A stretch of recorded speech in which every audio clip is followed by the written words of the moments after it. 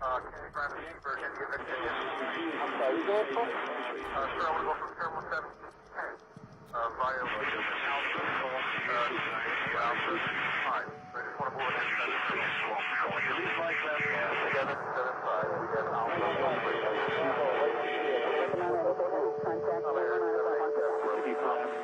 200, direct call to Romeo, right there.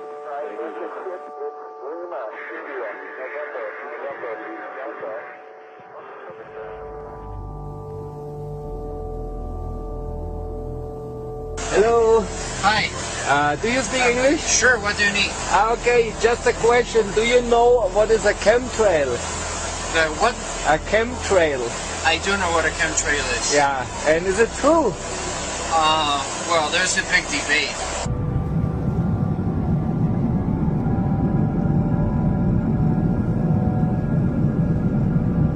Okay. No. I don't want to go on record there.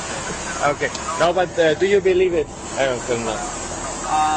Well, I don't have enough information for that. Okay. Yeah, but because I saw a lot of videos on the internet, and it really looks believable. Well, it's arguable both ways, I think.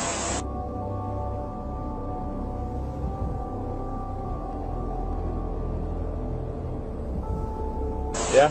Depends on which side you're on, but yeah. But what is your personal opinion of it? I think there's part of truth. Part of truth, yeah. Yeah. Yeah, we should investigate this because when it's true, imagine so many people they suffer of this. Yeah, it's a necessary evil, as you could say. Yeah.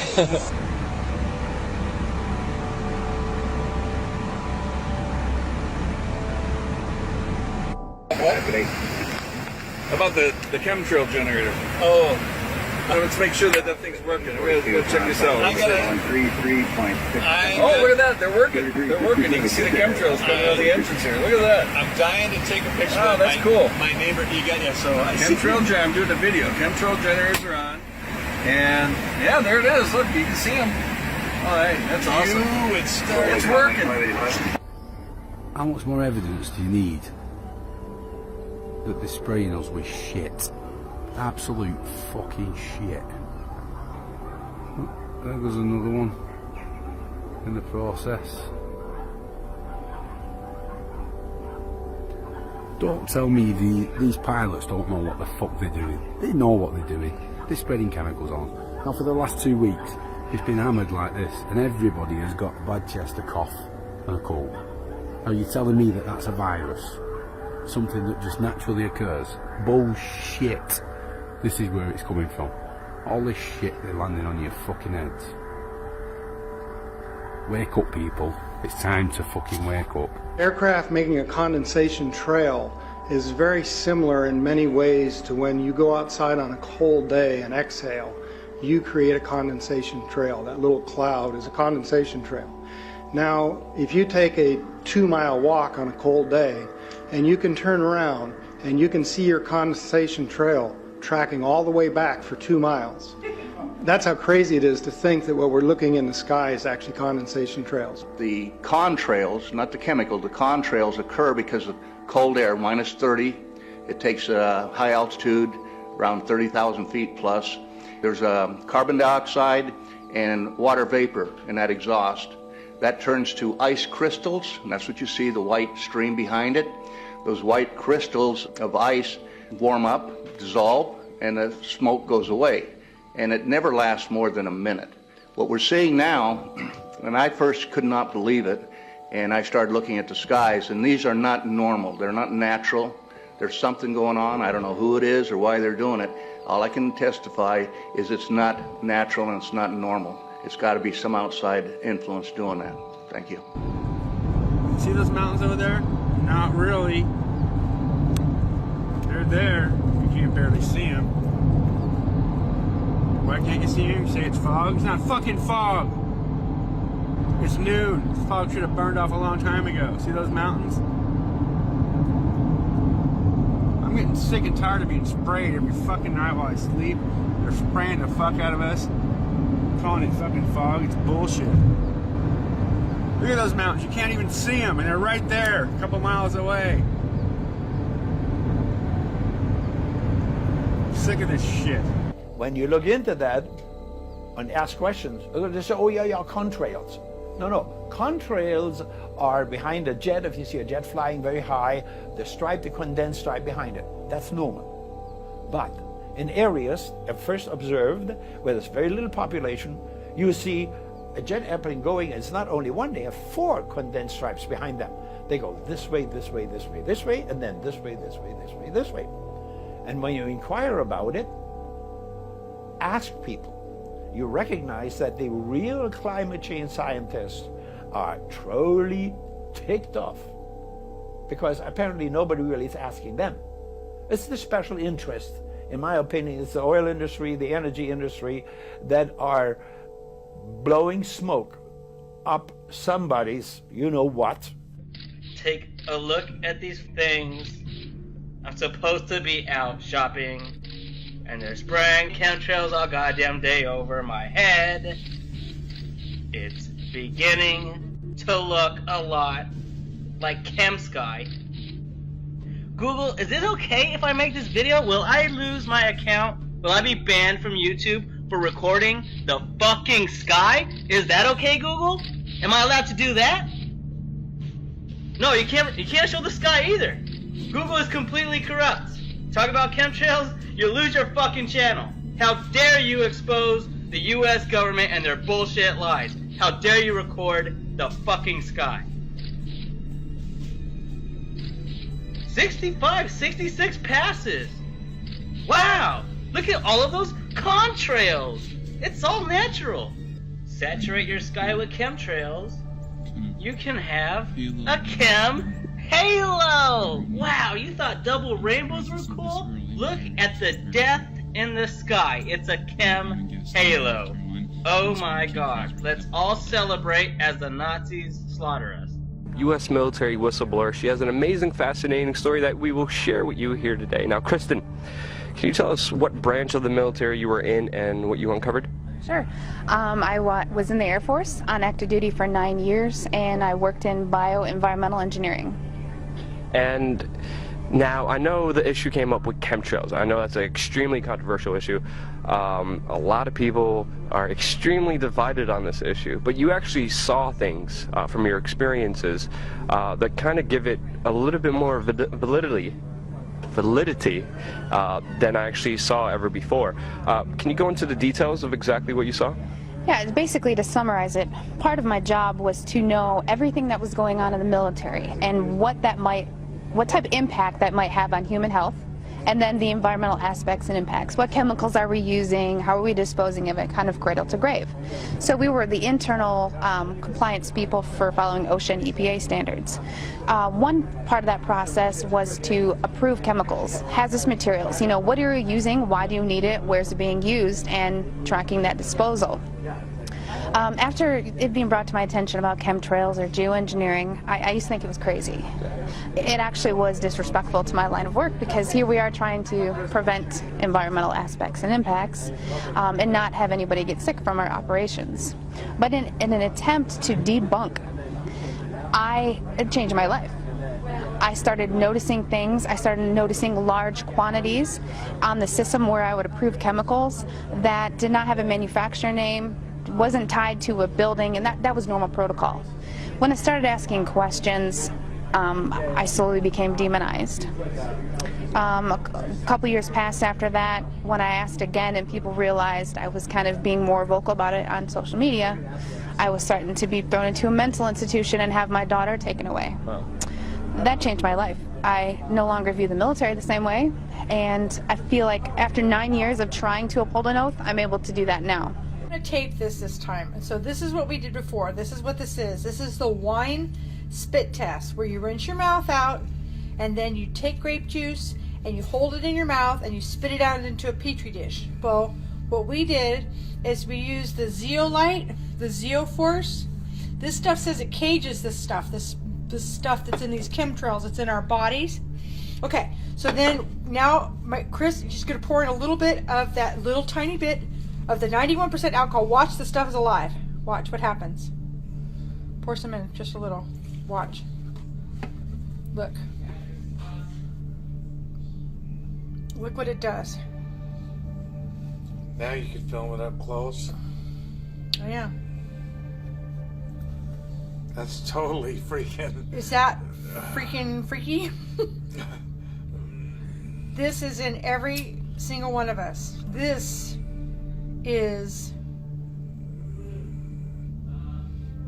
spookier and weirder than I even want to go there.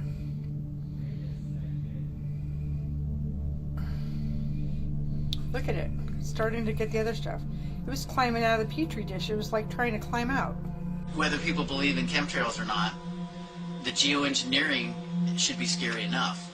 And when people learn about geoengineering, chemtrails will then become apparent because they're the same. This is from a snow surface at Mount Shasta.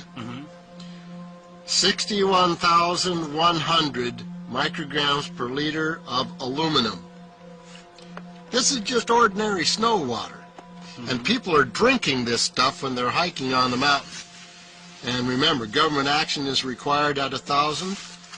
This is 61 times over the government limit, and our hikers are drinking this poisonous water on Mount Shasta Mountain itself.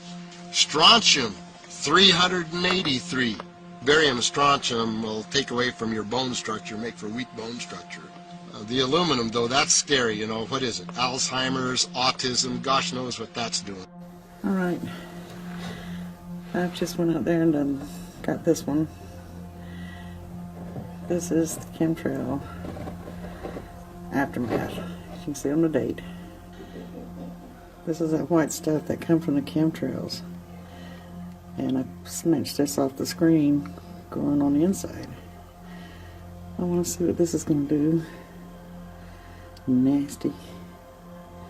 It's got the little white specks in it too. Oh, and you just toward the top of the water you can see the strands. Okay.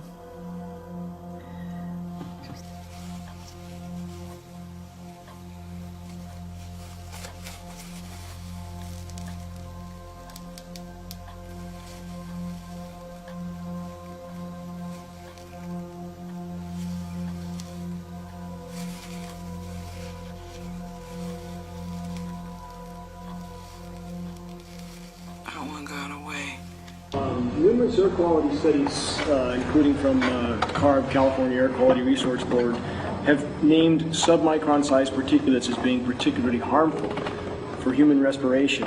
Through all the discussions today, I have not heard any mention of this fallout, and has this been studied, and also the effects of a highly reactive metal like aluminum on toxifying soils and waters?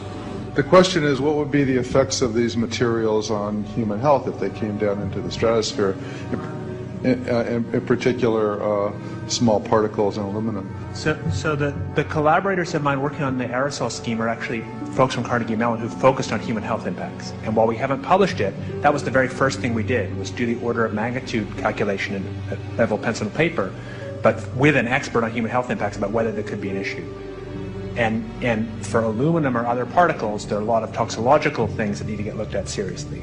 But if you're just thinking about the sheer number of particles and the human health impact of small particles, the answer is, while we haven't published it, that was the first thing we looked at with some of the leading experts who do epidemiological research on human health impacts, and it's not even close to being an issue. So 10 megatons of aluminum dumped into the atmosphere will have no human health impact. So let me be more careful here. We're to separate out the toxicological. So the alumina, we've only begun to research and published nothing. Alumina, we've only begun to research and published nothing.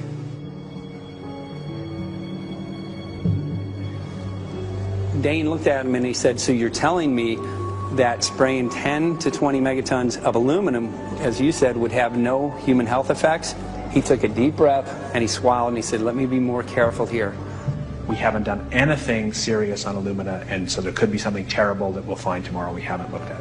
And that, for me, that was the whole main point of what is going to be coming out to the public. It's the damaging effects of aluminum that are being found around the world in massive amounts. Here's David Keith confronted on this very issue, and he looked, you know, at that point like they just let the cat out of the bag. We haven't done anything serious on alumina, and so there could be something terrible that we'll find tomorrow we haven't looked at. And telling them that we have to lay a pattern up there to prevent sun energy from hitting Earth. And what they're doing in there, it's now pretty much determined. They're putting in there aluminum, barium, and strontium. Now you take these chemicals and run them through a PubMed literature search in respect to human health. You will find more than 3,000 papers. Aluminum alone, I mean aluminum, Alzheimer's, right, mental, I mean there's no question about it. Now it so happens, when there were people who really paid attention, if there was due to some weather and air changes, wind patterns, suddenly this stuff that they're laying out there, it comes down in rain. If it falls on crops, it kills the crops. It's like they have big blisters on any one of the crops, vegetables or things like this. Organic crops, totally destroyed, can't even use them. And when it comes to an area, for example, there's like forests, after that, a few weeks after that, they're totally dead. They're toothpicks, and you can see it all on the internet.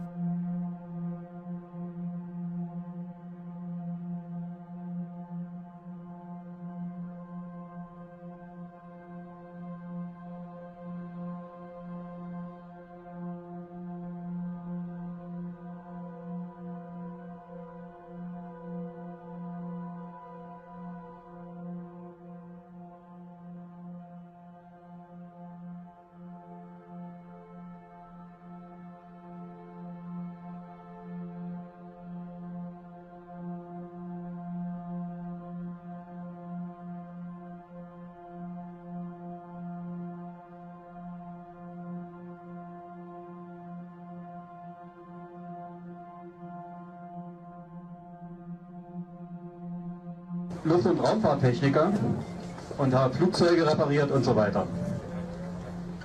Ich möchte euch jetzt mal ganz kurz erzählen, was ich gemacht habe. Ich habe auf dem militärischen Sonderflughafen Oberpfaffenhofen in Zusammenarbeit mit dem Deutschen Luft- und Raumfahrtzentrum ein Flugzeug mit einer Sprüheinrichtung ausgestattet, was an unserem Himmel giftige Substanzen versprüht.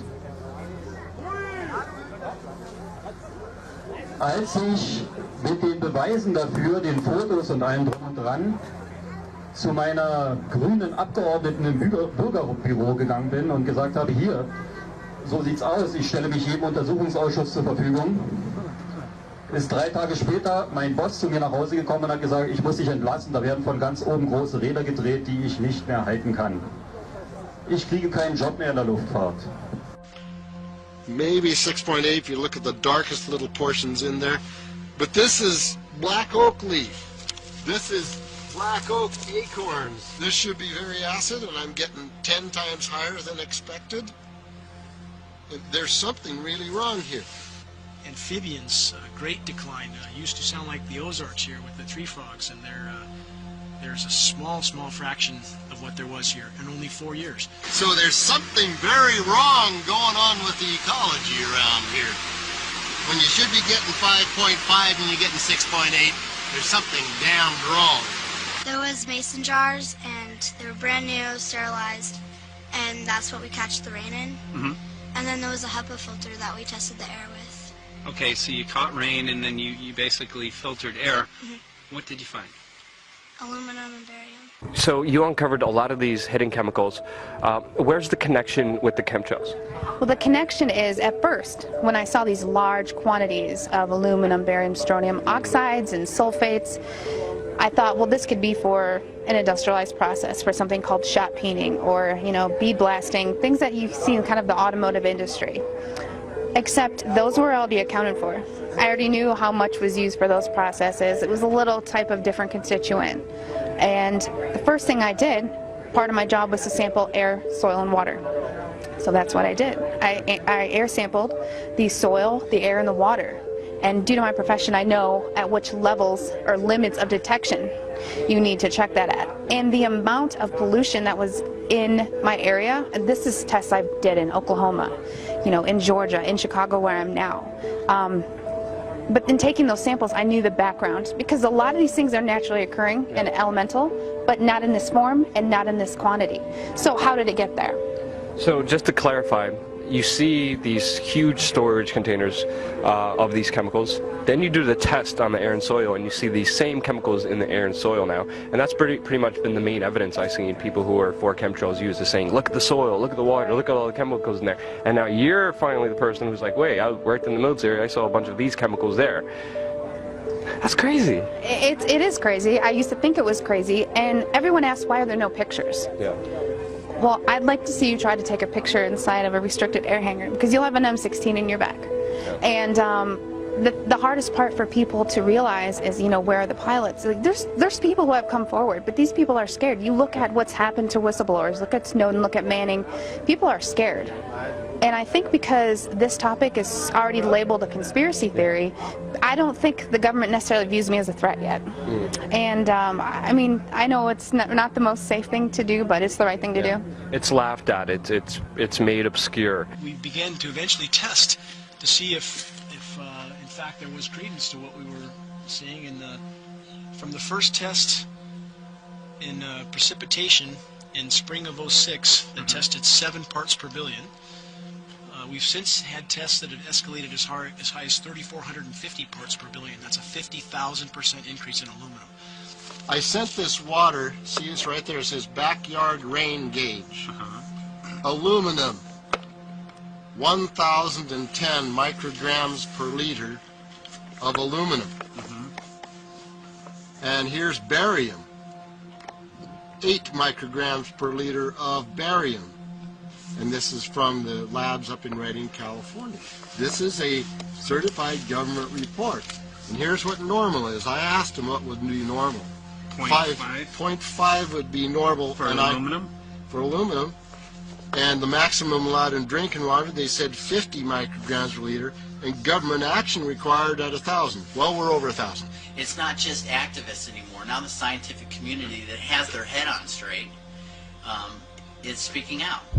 The question I have is, why are they even chemtrailing? Why is the military and government chemtrailing us? I don't know. What's your understanding of it?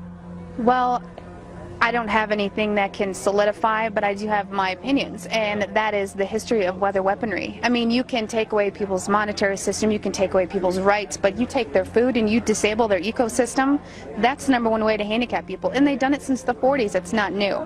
Also seeing how it started out to be a government program, and then noticing that it is a way for private corporations to profit off this, whether it's controlling agriculture, you know, profiting. There's certain events, you know, you lose money on if it rains, or so knowing that you can kind of predict and control the weather, there's money there. I've also, you know, heard that it could be tied to Agenda 21, but for me, it's not about why. It's just stopping it. It needs to be stopped. Yeah, and it's called the crazy-ass conspiracy theory. The Chinese are doing it now, openly. They did it for the Olympics. I mean, they've sprayed people. I'm sure you've heard the St. Louis story. They did biological testing. So if the government is capable of doing that, why is it so hard for people to believe? And I don't know if you've heard about David Keith, but he's actually a geoengineer, Canadian. He works at Harvard.